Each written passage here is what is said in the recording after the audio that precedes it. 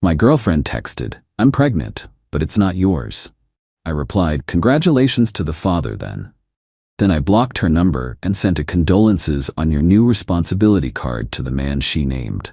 She was frantically trying to reach me through friends, claiming she made a mistake. I, 32 male, Ryan, am still trying to wrap my head around how quickly things can detonate.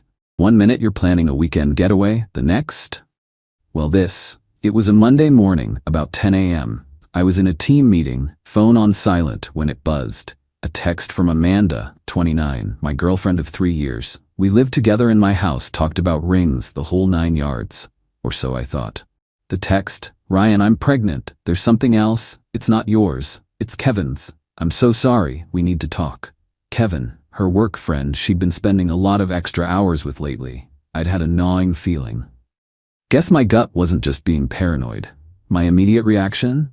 A weird calm washed over me. The kind you get before the storm hits, or maybe after the bomb has already gone off and you're just assessing the damage in slow motion. Hurt? Yeah, somewhere deep down. But mostly, it was like a switch flipped. Strategic mode engaged. I waited until my meeting was over, walked back to my desk, pulled up her contact. My reply? "Congratulations to the father then." Then I blocked her number. Straight up, no discussion, no drama. She wanted to talk. She made her choice, delivered her news. Conversation over from my end. Next move. Kevin. I knew his last name, knew where he worked. Same company as Amanda, different department. A quick search on a popular professional networking site and bam, his profile picture matched the guy I'd seen her laughing with a bit too enthusiastically at the last company picnic. Found his work address. Went to a stationery store at lunch. Picked out a condolences card, not a baby card, a condolences card. Wrote in it, "To Kevin, heard about your new, upcoming responsibility. Condolences. Sincerely, Ryan." I sent it via same-day courier to his office. Marked urgent. Petty? Maybe. Satisfying? Absolutely. She lives in my house. All bills, mortgage, everything in my name. Her name isn't on a single piece of paper related to this property. She moved in about 18 months ago. Most of the furniture is mine, pre-Amanda. I left work a bit early. First step, change the locks on all exterior doors. New deadbolts, the works. Cost a couple of dollars. Pocket change for peace of mind. Then I started packing. Her stuff, clothes, shoes, a frankly alarming amount of makeup, those little trinkets she'd scattered around. I was methodical, boxed it all, neatly labeled Amanda, stacked them by the front door. Didn't feel anger, just efficiency. She blew up our life. I was just cleaning up the shrapnel. Now I wait. She'll get home from work around 6 p.m. Her key won't work. She'll call, text, oh wait, she can't. Blocked. This is gonna be interesting. Update 1. 72 hours later. Well, it's been a ride. Thanks for the comments and DMs. Good to know I'm not completely off my rocker for reacting the way I did. The 72 hours later refers to when I'm writing this. The main confrontation happened Monday evening, same day as the text. So Monday evening. Around 6:15 p.m., my video doorbell pings. Amanda. Looking confused, then annoyed, jiggling her key in the lock. She tries her phone, probably realizing she's blocked. Then the banging starts. Ryan, open the door. What the hell is going on? My key isn't working. I let her go on for a good 5 minutes. Then I open the door, just a crack, chain still on. Amanda. Ryan, thank God. My key. It's not your key anymore, Amanda. It's not your house anymore. Amanda. What are you talking about? Don't be like this. I said I was sorry. It was a mistake. A mistake? Getting pregnant by another man is a mistake? Interesting phrasing. Your belongings are packed by the door. I suggest you arrange for someone to pick them up. Her face went pale, then red. The entitlement started to flare. You can't just kick me out. I live here. I have rights. Me. Actually, you don't. Your name isn't on the mortgage, the lease, or any utility bill. You were a guest, and your stay is over. The locks are changed. Then her phone rang. She glanced at it, a new wave of panic. Probably Kevin. Good, my card arrived. Amanda. Kevin just called me, freaking out. What did you do? His colleagues are looking at him weirdly. That courier just dropped something off an hour ago. Me. Just sent my congratulations to the happy father-to-be via courier. Seemed appropriate for an urgent matter. You're an ass, Ryan. This isn't fair. I made a mistake, okay? A huge one. I was confused. I still love you. Me. Love? Is that what you call it? Your definition is flexible. You need to arrange to get your things. Send me an email with the time. You'll have a 30-minute window. She started crying then. Real tears, or performative, who knows? Who cares? Amanda, where am I supposed to go? I have nowhere. I believe Kevin has some new responsibilities. Perhaps he can assist. Close the door. The banging continued for a bit, then she must have given up.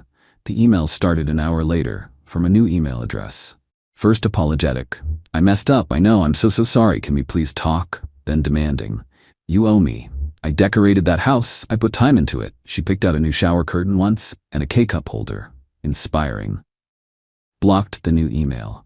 Then her best friend Melissa started. Text messages. Melissa, Ryan, Amanda is a mess. You can't just throw her out on the street, she's pregnant. Her condition isn't my responsibility, Melissa. She made choices. She made a mistake. She loves you. Kevin was a moment of weakness. You guys were so good together. Apparently not good enough. Her things are ready for collection. You're being cruel. She needs your support. She needs to contact the father of her child support. My involvement is concluded. Blocked Melissa. Now her mom, Carol, has started leaving voicemails on my work phone, which I'm not answering, just letting them go to VM. Ryan, this isn't like you. Amanda is heartbroken. She's pregnant, for heaven's sake. You have to show some compassion. She needs her things, and she needs a place to stay until she figures things out. You can't be this cold. The entitlement is astounding. They all seem to think I'm just supposed to, what? Accept it? Raise another man's child because she made a mistake? The audacity. She emailed me from another new address, persistent, I'll give her that, demanding I pay for a hotel for her and give her severance for the emotional labor of our relationship. I swear, the internet has rotted some brains.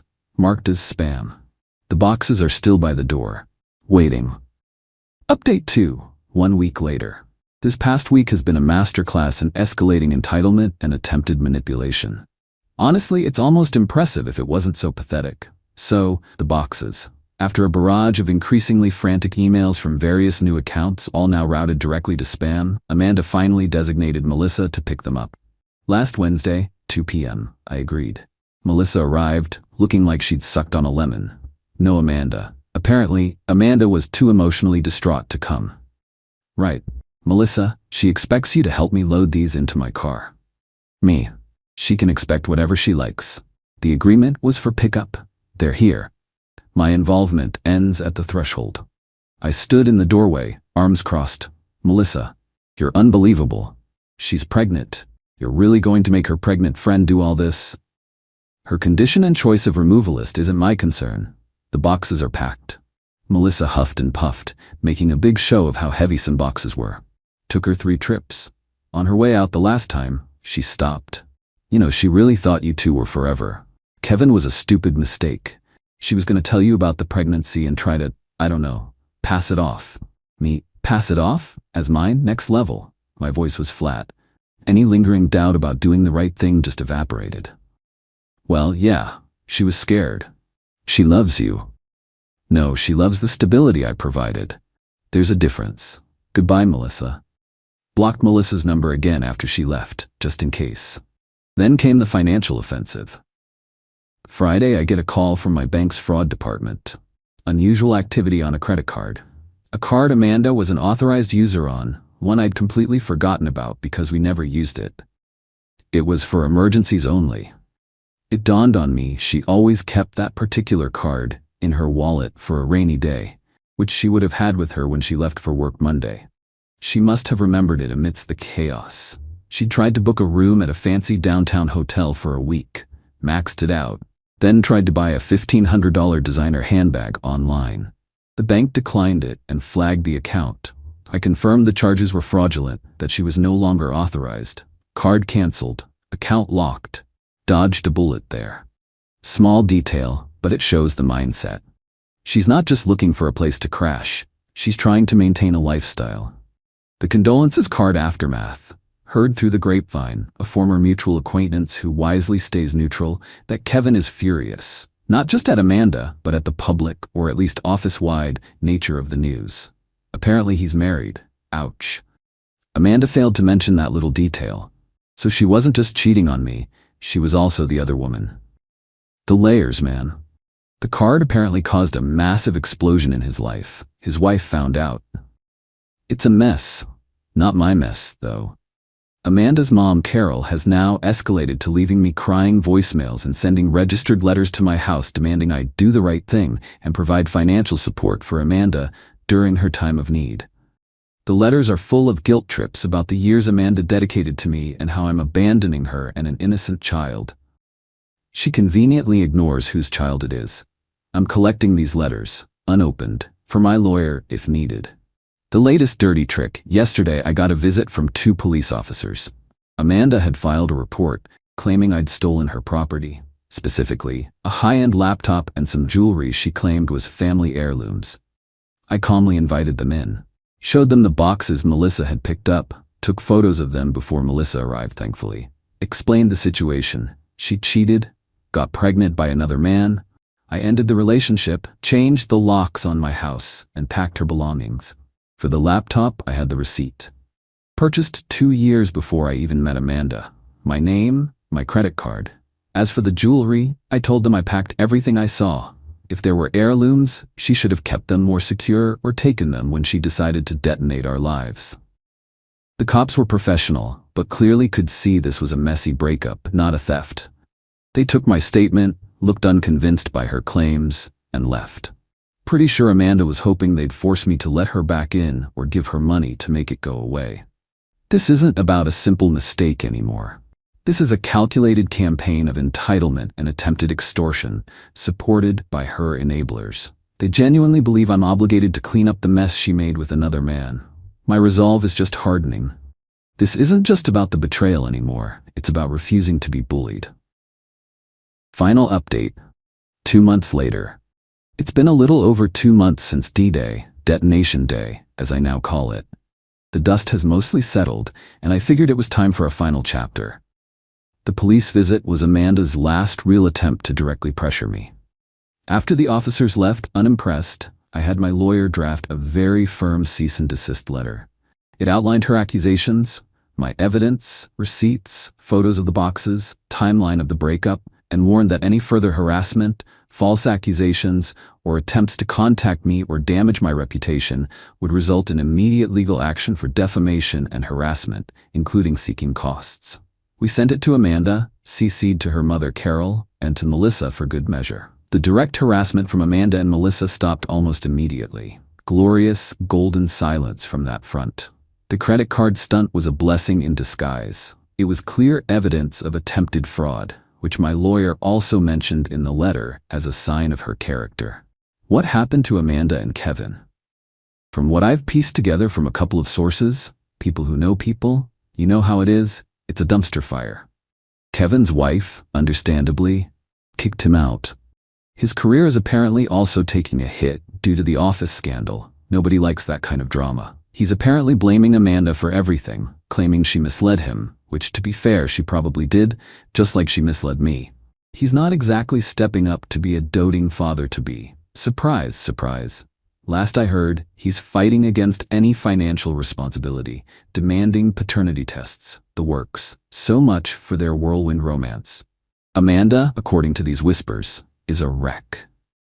After Melissa couldn't house her long-term, apparently Amanda was a nightmare guest, expecting to be waited on hand and foot while contributing nothing. Color me shocked. And Carol realized I wasn't going to cough up any cash. Amanda had to move back in with her parents. She's apparently deeply unhappy, blaming me, blaming Kevin, blaming the world for her situation. Zero self-reflection. The entitlement is a permanent fixture. Her mother, Carol, however, tried one last-ditch, foolish effort a few weeks ago, despite being copied on the C&D. She called my office, got past the receptionist by claiming to be from my bank, and then launched into a tearful appeal when I picked up. Ryan, she's having a very difficult pregnancy. Kevin is being a monster. She's depressed. Don't you have any heart? Just a little something to help her get on her feet, for old time's sake? My reply was short and icy. Carol, your daughter's situation is not my concern. You were copied on a cease and desist letter from my attorney. Any further contact from you by any means will be considered a direct violation and will be met with legal action. Do you understand? There was a choked sound, then she hung up. That was when the true, complete silence began. The most satisfying part of all this? It wasn't some grand, complex revenge plot. It was simply holding my ground. I acted decisively, logically, and within my rights. She made her bed with another man, and now she's lying in it, alone. The natural consequences of her actions were the real justice. She thought she could have her cake and eat it too. She thought I was a doormat she could just confess to, cry a little, and I'd sigh and accept my fate as the cuckolded provider. She misjudged me, badly. The house is quiet now, cleaner. I've slowly started changing things around, making it fully mine again. It felt good to erase the last traces of her. The peace is incredible. I did get one final, indirect piece of fun.